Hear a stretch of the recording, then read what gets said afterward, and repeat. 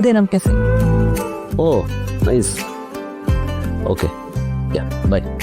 ಅರೆ ಇಲ್ಲಿ ತನಕ ಬಂದು ಹಾಗೆ ಹೋಗ್ತೀರಾ? ಪ್ಲೀಸ್ ಬನ್ನಿ. ಇಲ್ಲ ಇನ್ಯಾವಾಗಲಾದ್ರೂ ಬರ್ತೀನಿ, ಒಂದು ಸ್ವಲ್ಪ ಕೆಲಸ ಇದೆ. ಆಕ್ಚುಲಿ ನನಗೆ ನಿಮ್ಮ ಹತ್ರ ಸ್ವಲ್ಪ ಮಾತಾಡಬೇಕಿತ್ತು, so please. Oh yeah okay.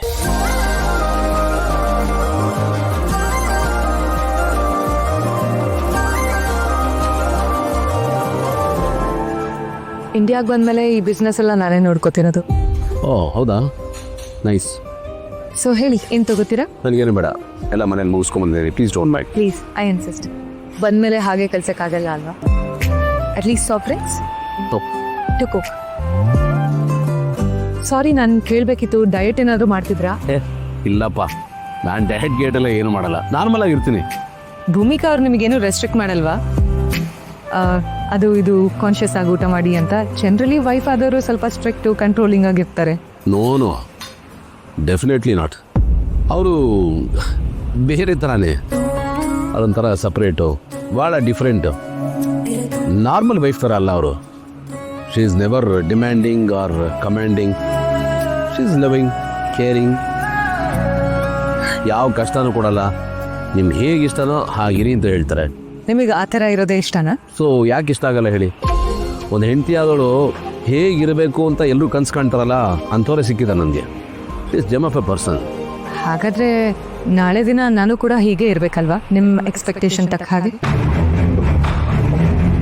ಸಾರಿ, ಅಲ್ಲ ನೀವ್ಯಾಕೆ ಹಾಗಿರಬೇಕು ಆ್ಯಂಡ್ ನಾನು ಯಾಕೆ ಹಾಗೆ ಎಕ್ಸ್ಪೆಕ್ಟ್ ಮಾಡಲಿ? ಯಾಕಂದರೆ ಇನ್ನು ಮುಂದೆ ನಾವಿಬ್ರು ಜೊತೆಗೆ ಬದುಕಬೇಕಾದವರಲ್ವಾ? ಜೊತೆಗೆ ಬದುಕೋದಾ? ಏನು ಹೇಳ್ತಾ ಇದ್ರೆ ನೀವು? ಬಟ್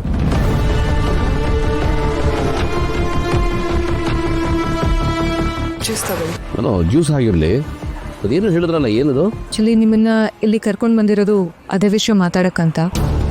ನಾನು ನಿಮ್ಮ ಮನೆಗೆ ಬಂದಿದ್ದು ನಿಮ್ಮನ್ನು ಮೀಟ್ ಮಾಡೋಕ್ಕಲ್ಲ. ನಾವಿಬ್ರು ಮದುವೆ ಆಗ್ತಿದ್ದೀವಿ.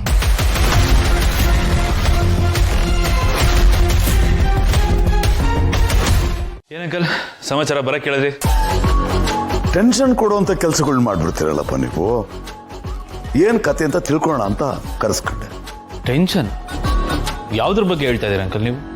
ಅಲ್ಲ, ನೀವೇ ಟೆನ್ಷನ್ ಕೊಡೋರು, ನಿಮಗೇನು ಟೆನ್ಷನ್? ಯಾಕಪ್ಪ, ನಾನು ಮನುಷ್ಯ ಅಲ್ವಾ? ಮನುಷ್ಯ ಅಂದಮೇಲೆ ಟೆನ್ಷನ್ ಆಗ್ಲೇಬೇಕಲ್ವಾ? ಅದು ಸರಿಯೇ. ಸರಿ, ಏನಿಗೆ ಟೆನ್ಷನ್ನು? ನಮ್ಮಿಂದ ಎಂಥದ್ದು ಏನಾಯ್ತು? ಅದೇ ಜಯ್, ನಿಮ್ಮ ಅಣ್ಣ ನೋಡಿಯೋದೇ ಕಷ್ಟ ಆಗ್ತಾ ಇದೆ. ಪದೇ ಪದೇ ಟಾರ್ಗೆಟ್ ಮಿಸ್ ಆಗ್ತಾ ಇದೆ. ಅವನು ಆ ಶರ್ಮನ್ ಜೊತೆ ಏನಾದರೂ ನಿಮ್ಮ ಅಣ್ಣ ಸೇರಿಬಿಟ್ರೆ, ಸಂಬಂಧ ಬೆಳೆಸ್ಬಿಟ್ರೆ ಇನ್ನೂ ಸ್ಟ್ರಾಂಗ್ ಆಗ್ಬಿಡ್ತಾನ. ಅವನು ಹೊಡೆಯೋದಿರಲಿ, ಮುಟ್ಟೋದಕ್ಕೂ ಆಗೋದಿಲ್ಲ. ನಮ್ಮ ಕೆಲಸ ಕಷ್ಟ ಆಗುತ್ತೆ. ಇದಾ ನಿಮ್ಮ ಟೆನ್ಷನ್ನು? ಅಂಕಲ್, ಅವನು ಹೊಡೆಯೋದು ಏನಷ್ಟು ಕಷ್ಟ ಅಲ್ಲ ಅಂಕಲ್. ಆದರೆ ಪ್ಲ್ಯಾನ್ ಮಾಡಿ ಎಲ್ಲಿ ಹೊಡಿಬೇಕು, ಹೇಗೆ ಹೊಡಿಬೇಕು ಅಂತ ನೋಡಿ ಎಕ್ಸಿಕ್ಯೂಟ್ ಮಾಡ್ಬೇಕಷ್ಟೆ. ಅದಕ್ಕೆ ಯಾಕೆ ಅಂಕಲ್ ಇಷ್ಟೊಂದು ತಲೆ ಕೆಡಿಸ್ಕೊತೀರಾ? ಹಾಗಾದ್ರೆ ನಾನು ಈಗೇನು ಮಾಡಬೇಕು ಅಂತೀಯ?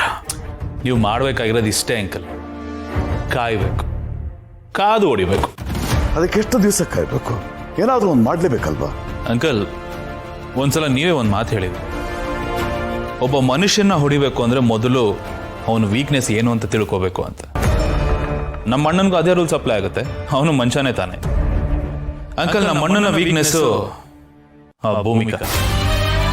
ಅವಳಿಲ್ಲ ಅಂದರೆ ಅವನಿಗೆ ತಲೆ ಓಡಲ್ಲ, ಕೈಕಾಲು ಆಡಲ್ಲ, ಕೆಲಸ ನಡೆಯಲ್ಲ, ಜೀವನನೇ ನಡೆಯಲ್ಲ ಅನ್ಕೊಂಬಿಡಿ. ಅದರ ಅರ್ಥ ಅವನು ಮೆಂಟಲಿ ಅವಳ ಮೇಲೆ ಅಷ್ಟು ಡಿಪೆಂಡ್ ಆಗಿದ್ದಾನೆ ಅಂತ. ನಾವು ಮಾಡಬೇಕಾಗಿರೋದೇನು? ಮೆಂಟಲಿ ಅವನನ್ನು ವೀಕ್ ಮಾಡಬೇಕು. ಅವಾಗ ಹೊಡೆಯೋದು ಸುಲಭ ತಾನೆ?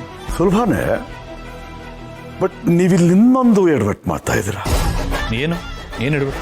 ನನ್ನ ಪ್ಲಾನ್ ಇರೋದು ಅವನು ಎಲ್ಲಾನು ಕಳ್ಕೊಂಡು ಬೀದಿಗೆ ಬರಬೇಕು ಅಂತ. ಆದರೆ ಈಗ ಆಗ್ತಿರೋದೇನು? ನಿಮ್ಮಣ್ಣ ನಿಮ್ಮ ಹೊಸ ಅತ್ತಿಗೆನ ಮದುವೆ ಆಗ್ಬಿಟ್ರೆ ಅವನ ಮಾವನ ಕಡೆ ಆಸ್ತಿ ಎಲ್ಲ ಬಂದ್ಬಿಡ್ತಿಲ್ವಾ? ಅವನು ಬೀದಿಗೆ ಹೇಗೆ ಬೀಳ್ತಾನೆ?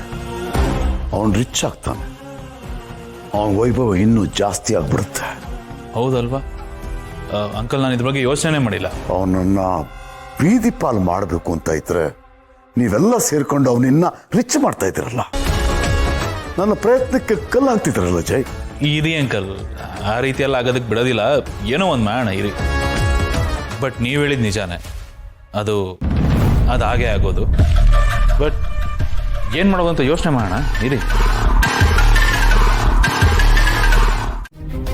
ಒಂದು ಕ್ಷಣ ನನಗೆ ಭಯ ಆಯ್ತು ಗೊತ್ತಾ ಪಾರ್ಥ. ಅವ್ರು ಹೋಗಿದ್ ಫೋರ್ಸ್ ನೋಡ್ತಾ ಇದ್ರೆ ಖಂಡಿತ ಅಲ್ಲಿ ದೊಡ್ಡ ಗಲಾಟೆನೇ ಆಗತ್ತೆ. ನೀವು ಹೇಳ್ತಾ ಇರೋದು ಕೇಳಿದ್ರೆ ನಂಗೆ ಭಯ ಆಗ್ತಾ ಇದೆ. ಇರಿ 1 ನಿಮಿಷ ಹೋಗಿ ನಾನು ನೋಡ್ಕೊಂಡ್ ಬರ್ತೀನಿ. ಅಯ್ಯೋ ಪಾರ್ಥ, ನೀವು ಖಂಡಿತ ಹೋಗ್ಬೇಡಿ. ಈ ಸಿಚುವೇಶನ್ ಅಲ್ಲಿ ಭಾವ ತುಂಬಾ ಕೋಪ ಮಾಡ್ಕೊಂಡಿದ್ದಾರೆ. ಮನೆ ಪರಿಸ್ಥಿತಿ ಯಾಕೋ ಸರಿ ಇರೋ ಹಾಗೆ ಕಾಣಿಸ್ತಿಲ್ಲ ಪಾರ್ಥ. ಇಲ್ಲಿ ಭಾವ ಇಷ್ಟೊಂದು ಕೋಪ ಮಾಡ್ಕೊಂಡಿದ್ದಾರೆ. ಅಲ್ಲಿ ಅಕ್ಕ ಮಗು ಆಗೋ ತರ ಪೂಜೆ ಮಾಡಿಸು ಅಂತ ಹೇಳಿದ್ರೆ ಬೇಡ ಅಂತಿದ್ದಾಳಂತೆ. ಏನಾಗ್ತಾ ಇದೆ ಅಂತಾನೆ ಗೊತ್ತಾಗ್ತಿಲ್ಲ ಪಾರ್ಥ.